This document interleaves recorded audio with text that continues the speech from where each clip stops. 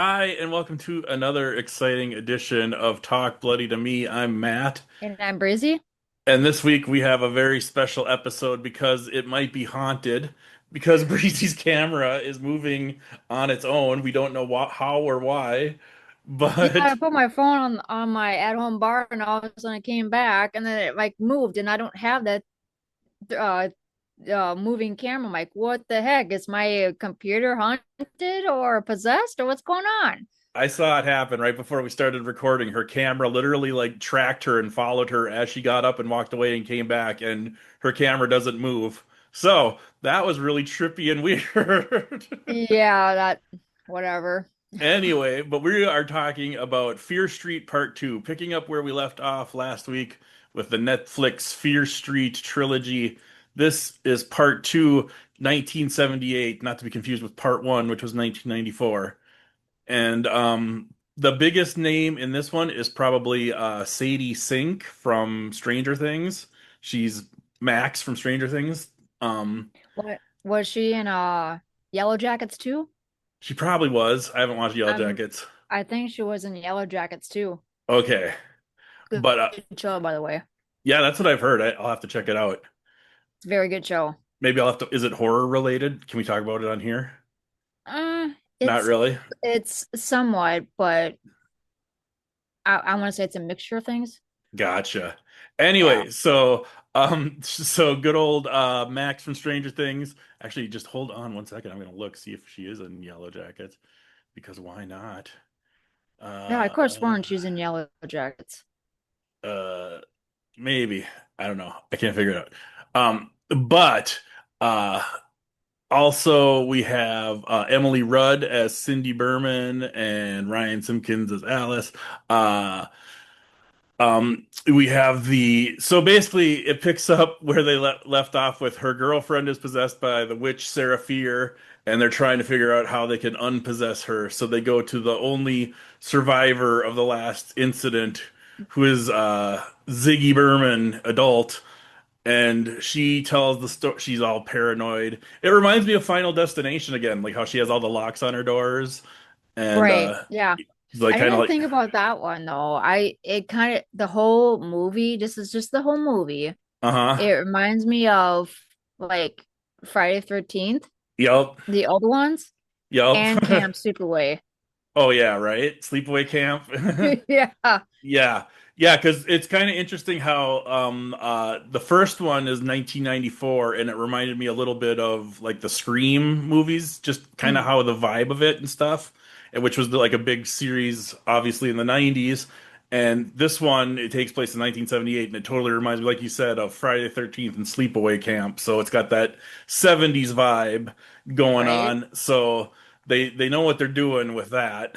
Um, but yeah, so they're trying to figure out how can they stop the curse of the witch. So she tells the story of 1978 at Camp Nightwing, where she was a counselor and her sister, I think, was the counselor, or she was a kid and the sister was a Mhm. counselor. And it's again, it's the Sunnydale versus the shady side, and it's I found out after we did the last episode that there's actually a series of books called Fear Street. Like I knew Yeah, R.L. there is. Yep. Stein was an author that wrote like young adult horror suspense stuff, but I didn't realize that I didn't put two and two together that it's like, oh, this is actually Fear Street based off the books. And so maybe Yeah, like I some of could the Yeah, I should have told you on the last episode. I'm like, yeah, these are like books. right. Oops, I'm And sorry. that's okay. And so I'm guessing some of these characters that they show for just like a couple seconds a piece and mention like there's the I don't remember like something the drifter and it's like a guy with like a pig mask drowning someone. And then there's like a Yep. guy with like a big almost like doll looking like baby mask. You get a little Hmm. glimpse of him in this one, but I'm wondering if some of those are characters from the books. Maybe they are. So I if don't know. you I never read them. me either. If you're a fan of the Fear Street books, comment below and tell us how stupid we are for not knowing what's going on in the movie, or tell us how they're similar, how they're different, and if you think these movies are true to the books or not, because I'm curious if they are. Right. But Well, yes, usually like the books compared to the movies, they're obviously the books are probably a hell of a lot better. yeah. Most cases they are because the book it happens in your own imagination and you picture Mm, things a certain way and you think people look a certain way or the monsters look a certain way and you have it all kind of figured out in your head and then when you see it in the movie it's like, oh, that looks stupid, I don't like that, or sometimes you're like, wow, that's exactly what I thought, yeah, that's awesome, but more often yep. than not it's like meh. And then a lot of times too they have to cut a lot out from movies just because with the book they can go in a lot more detail and explain things and it's hard to just Yeah, show they that in a movie. So, yeah, they have to do their rating on any type of movies, so it kind of sucks, but you gotta do what you gotta do. yep. So we get flashback to the 70s where it's camp and the camp counselors. Some of them are having doing drugs and having promiscuous sex, just like in the 70s horror movies of the days of yore. And I was kind of enjoying that, like that little like sex scene. It's like, right, okay, like back at that wick throwback, all right. right. It looked Just, pretty intense. what? It looked pretty intense, It did. but it didn't last very long, you No, it know. did not. The candle that burns twice as hot only burns half as long, as they say. Yep. But so then like okay, full disclosure, this movie seems kind of slow and I got kind of distracted and I was like, ugh. And I wasn't really Yeah. paying a whole lot of attention. It's like the counselors and Shady Side hates Sunnydale and Sunnydale hates Shady Side. And the one guy, you see the younger version of the sheriff from the first movie, and he's whatever. And then they find the camp nurse gets murdered. Oh no, she gets stabbed. And then they start going through her stuff, and they find she has journals about Sarah Fear, the witch, and all this stuff. And they're like, let's investigate this. And it's like all of a sudden the one's boyfriend just goes completely nuts, starts murdering people with an axe because the Right? He witch just the witch became got him, psycho. right? It's like you see his name get written on the stone, like, and it's like the witch Yep. magic, and then he goes nuts and starts hacking people. And there's a couple of really like violent axe murder. All of a sudden it's Yeah. like slow, slow, slow, slow. I'm looking at my phone. All of a sudden, axe to the face, wham! And I'm like, holy And then shit, you're I like, gotta whoa, start. whoa, what happened? Yep, exactly. Rewind, Yeah, we won. What back, did I 10 miss? seconds. Yeah. So yeah, he kills a couple of the people right away. And then they try to figure out the one girl breaks her leg, and it's they have to the legend. So Sarah Fear made a deal with the devil to get witch power, and she chopped off her hand in the process. That was part of the pact. And so as long as the hand and the body, oh, and then she got hung for witchcraft. But like as long as the hand and the body are separate,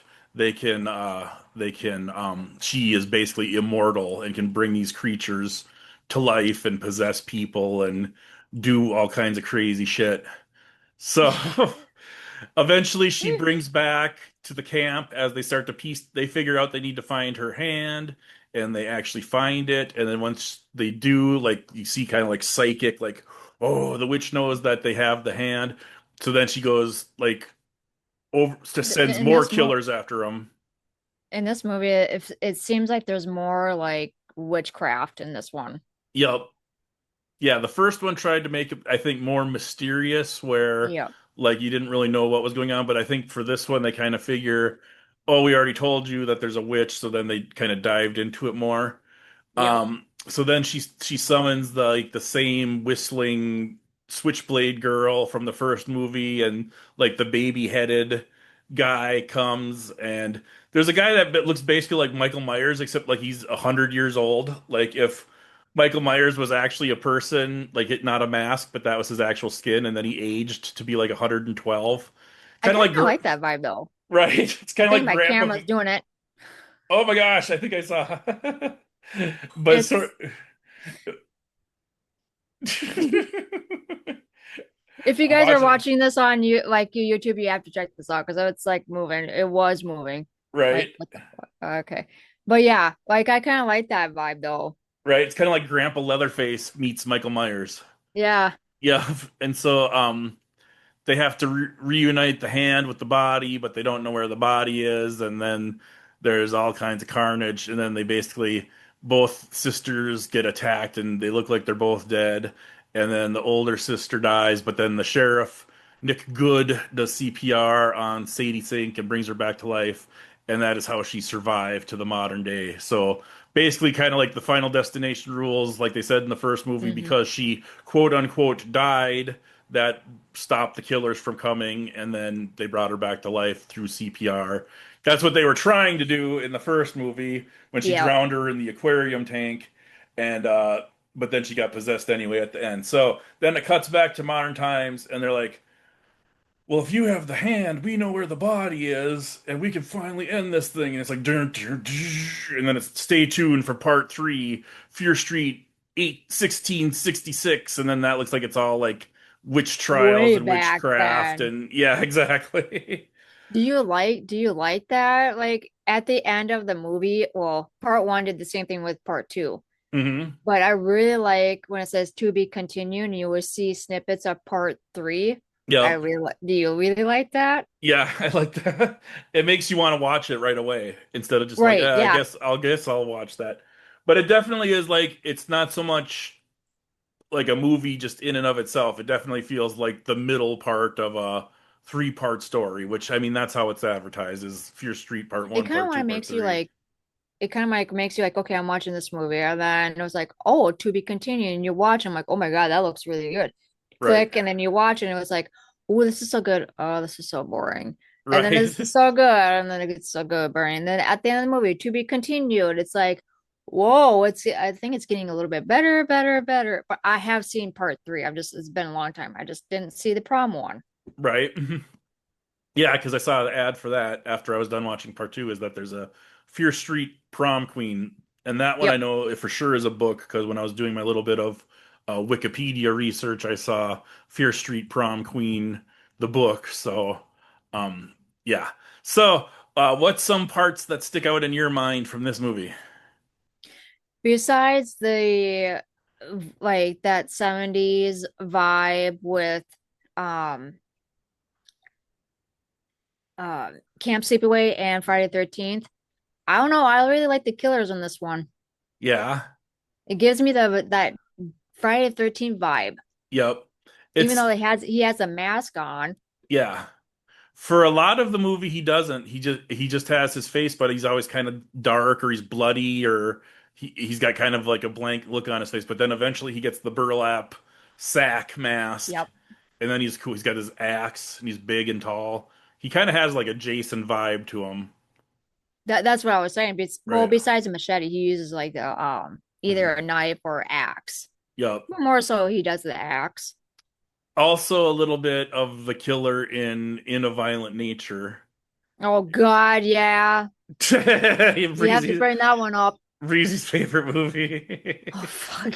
Well, it's at least your favorite movie too. Right? It's the best movie to nap in. Oh yeah. Um, Yep. but yeah, Crunch, crunch. exactly. Let's fall asleep to the soft crunching of leaves in a Right. violent nature. Right. Um, but yeah, so this is definitely it's like it's interesting that they did a trilogy and did with the plan of it's going to be three parts that are all connected right from the start. You know, a lot of movie Mhm. franchises like they make one movie and then they make another movie because the first one was popular and then the second one's popular, so then they make another movie and they try to connect them as much as you can, but then you end up with like the basket case scenario where part one is his gritty thing where he's in New York and part three is they're playing the trombone on the bus as they tour. You know, it's like what Yeah. happened? What Right. happened in between there? So to have it laid out as a trilogy from the very beginning, it's kind of like that's nice in a way. But then It is. the downside to that is if you just want to watch a movie, you're only getting like a third of the story because it's very clear, like to be continued, and like Right. you're not going to know the full story unless you watch all three of them. Yep. So it's kind of a commitment. I don't really care about the music in this one than I did Yeah. on the first one. The first one was set in 1994, and they had like the best 90s music. Like every song they played was a banger, and it was like Hmm. straight from the period. And it was like, oh my God, this movie's perfect from the soundtrack. This one, it's like you could tell they tried to do the same thing. Like they had a couple '70s hits, but they seem like they were much fewer and far between, and also just not as good of song, like not as like Right, iconic yeah. of songs. So it's like, whatever. Maybe if I was alive more during the '70s, I would have liked it better. But Right. so, what would you rate Fear Street Part 2, 1978? I would still give this one. I want to give this one a 6. Okay. I think I'm gonna Just give a it a little bit higher. little bit higher. Yeah, I think I'm gonna give it a 5. I kind of liked it, kind of didn't like it. I kind of figured. Yeah. I kind of figured you would give it a 5. Yeah, that's kind I have a feeling unless part 3 really wows me, I'm thinking part 3 is gonna be a 5 too, but we'll see what happens. I Yeah, we'll do see what happens. I do like the real there were some really good violent axe murders, which I enjoyed, and like the some of the effects with like the skin like growing when like the monsters are created and they like Mm. bubble up out of the goop. That's cool, but there was just like the beginning part was just so slow and boring that it's like, ugh. But so 5. I hear it. Slow beginning, good end. Yeah, very good ending though. Yep, exactly. All right. Anything else you want to talk about Fear Street Part 2 before we're done? No, I wish I lived on Fear Street. And then, so the witch's name is Sarah Fear, but it's like Feir, I think. But it's like I'm like two-thirds of the way into part two, the second movie, and all of a sudden I'm like, oh, it's Fear Street. It's Sarah Fear. And it's like, well, duh. Took me that long to Duh. right. Anywho, all right. So, please like, share, subscribe, comment whatever you like, suggestions. If you've given us a request and we haven't got to it, feel free to remind us because we get Yeah. busy. We forget about stuff Yeah, we've been sometimes. really, really busy, especially summertime. Exactly. So, any comments are appreciated and welcome. Let us know what your favorite episode is. Let us know what you want to see, and we'll do our best to make it happen. And we are doing a really, really brand new movie next week. So, Nice. So we're not going to Fear Street Part 3 just yet. You have to wait. nope, just not just yet. We're taking a little break and we're doing a brand I want to say it's not brand new, but it's brand new. I think it's It's still in pretty dang theaters. new. Something I that think it's just still in theaters. it just recently dropped on streaming. So, Oh, okay. So it yep. just recently dropped on screening. Yep. See All right. See you next time. you next time.